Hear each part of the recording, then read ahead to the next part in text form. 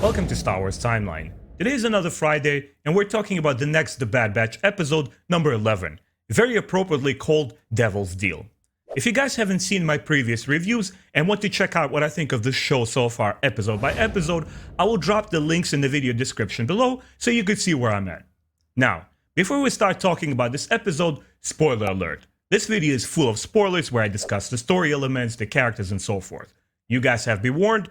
I strongly suggest you go watch the episode first before turning on this video. Now, let's get into it. So the Devil's Deal begins on planet Ryloth, something that we've seen before in Clone Wars and so forth. And interestingly enough, we spent the majority of this episode on the planet and we don't get to see a lot of the Bad Batch, which I felt instantly was quite daring, and the episode made a statement. It is setting something up, and I believe it's going to be something huge in the long run. The episode begins with a scene where Vice Admiral Rampart, that we've seen previously on Kamino, he's there with Governor Tarkin, and now he is trying to lull the Rampart people, their population, along with its Senator Orn Free, who we also see in the Clone Wars, trying to pacify and subdue its populace and tell the people that the Empire is here to protect them. It's there for them, and it's here to establish a new order. And of course, they come with the promises of peace. That's why the episode is called Devil's Deal. Right away, this scene reminded me of the Star Wars radio drama and Lord Tion. It's an extended scene where young Leia, before she goes on to retrieve the plans to the Death Star, she interacts with this admiral, and at the same time, she's trying to help the innocent bystanders on the planet, and she's trying to set up the first links of the rebellion. Interestingly enough, we see the same story bits here in this episode in the modern day in Star Wars. Obviously, in the next scene, we meet Hera, which was quite a lovely surprise with her sidekick droid Chopper, and we also meet her family, and of course, the legendary Cham Syndulla, who is called the Hammer of Lyrath. And we see him in the Clone Wars as the major supporting character, and he represents the fiercely independent people of Ryloth. And the Twi'lek are the ones who will always stand for their freedom, no matter if it's a separatist army, in this case, as we see the Empire. And it's only a matter of time before things just start going not according to plan, what the Empire wants for this planet. And of course, we also see the refinery. And later on, we kind of understand what happens when Ryloth, because of the Rebels show. And of course, there is a New Dawn novel, which discusses Hera's upbringing and how she joins the rebellion. But here, it's early stages of that. Don't forget, guys, that the Clone Wars are just ended. And these are the first stages of the Empire trying to appropriate all of these Republic planets and bring them into the fold and say, no, now you're part of the Empire. We're establishing refinery here, and you will be all good. You will be set up. Trust us. I feel that this episode is a wonderful idea to bridge the gap between the Rebels show, the Bad Batch, the Clone Wars, and really tie the entire of Star Wars together as one seamless story. Once again, it was quite daring that we barely see the Bad Batch here, but I felt it was necessary to set up, which will obviously become a big story here. What we see with young Hera, and already demonstrating her rebellious nature, is the first seeds of rebellion, and it's something that I anticipated in the previous episodes, because we finally start seeing that the Bad Batch are not only questioning what the Empire stands for, but now they want to take an active role in opposing it. If before they were just refugees and, Sid accepts them in her cantina and they're just there fulfilling missions and running errands for her, now they're thinking about, okay, who are we in this galaxy? And what are we willing to do with this new order? We see Cham Syndulla as somebody who is not quite a pacifist, but he's trying to diffuse the fire. We obviously know from the Clone Wars show that he's ready to stand up and fight whenever necessary. But in this episode, he's trying to do what's the best for his people. And it's quite obvious that the Bad Batch will get involved, and there will be some interactions with him as well as they move forward as a planet and, start opposing the Empire. And one small point that I want to bring is that seeing Cham Syndulla, seeing the Governor Orn, and seeing Hera did not feel just like a cameo that they're throwing in this episode and saying, "Oh, look, remember, Rebel period characters. We're throwing him in there just for the fans." No, there's obviously something very well thought out, and it's thinking forward where the show is going to go next, and there's an interesting setup happening here. The next point I want to talk about is the interaction between Hera and Omega. When Hera is invited by her uncle to fly the ship to the moon of Ryloth, and there's an exchange where the Bad Batch brings the weaponry. There's two teenagers, and they instantly recognize they see each other, and they want to interact. There's something that pulls them to one another, and I think it's their both rebellious natures, and of course they want to experience what another young person is like, and they want to have an exchange of information. Obviously, when Hera goes into the cockpit of the Bad Batch's shuttle, and she starts looking at different control operations and stuff like that, she starts talking about flying. And this is where I feel the teenagers connect, because through that conversation about flight, what Hera is really talking about is freedom. And through her, it's an expression of what all the Twi'lek people on Ryloth feel. They're very independent, and they will not stand up for the Empire.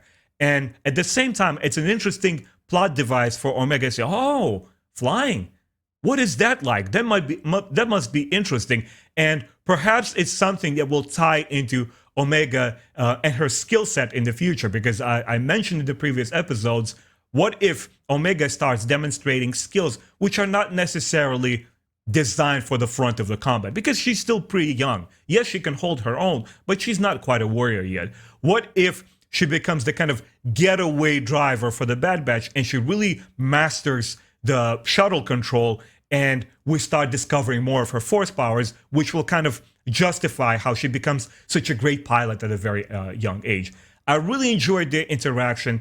I really felt that Hera took a very meaningful place in this episode, and there's a lot to be told from her perspective. The entire episode is told through the perspective of Hera and the Twi'lek people. Again, very interesting. I don't recall on top of my head that we've seen anything done to this extent of basically taking the lead cast of the show, setting them aside, and preparing something different for here. So that leads me into my final thoughts here. What is in store? What is the future of the Bad Batch show is going to look like? I believe that the Bad Batch team will become rebels.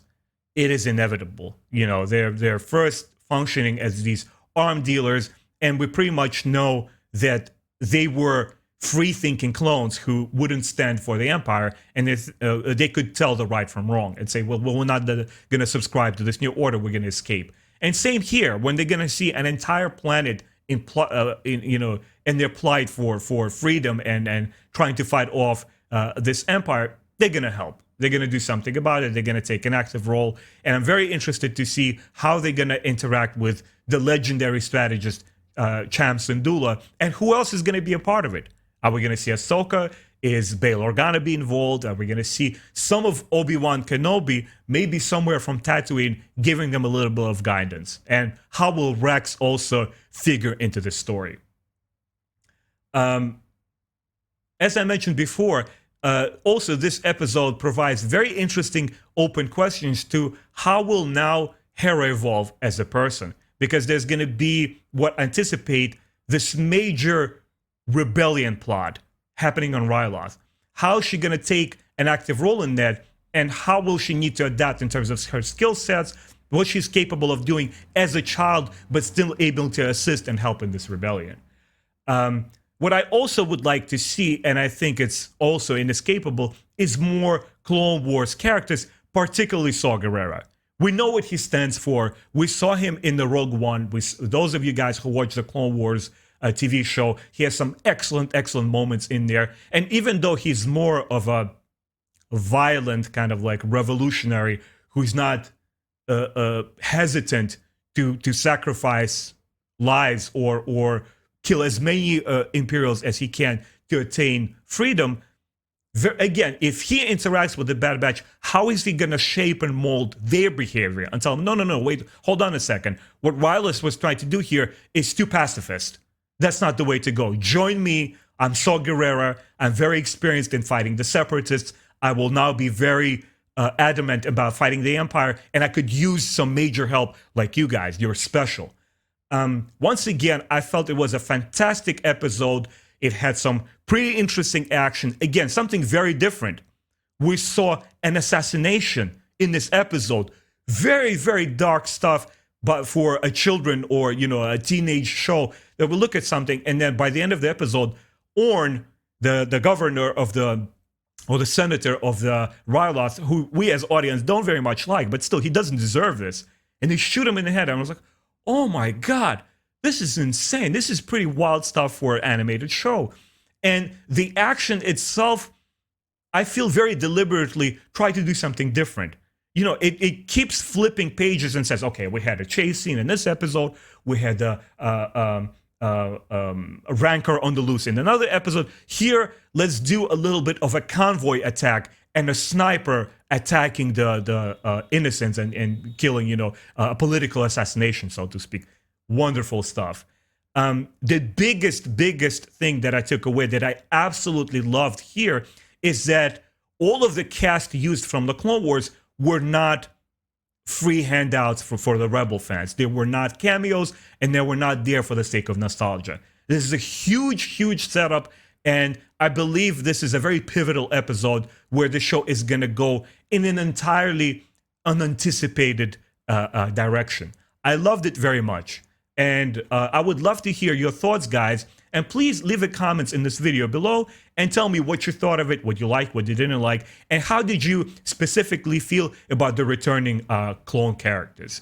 Once again, my name is Benjamin. I do Star Wars comic book and book reviews, character highlights. I started my own podcast. If you enjoy my content, please consider subscribing to my channel, hitting that bell button. I would really appreciate all of your support.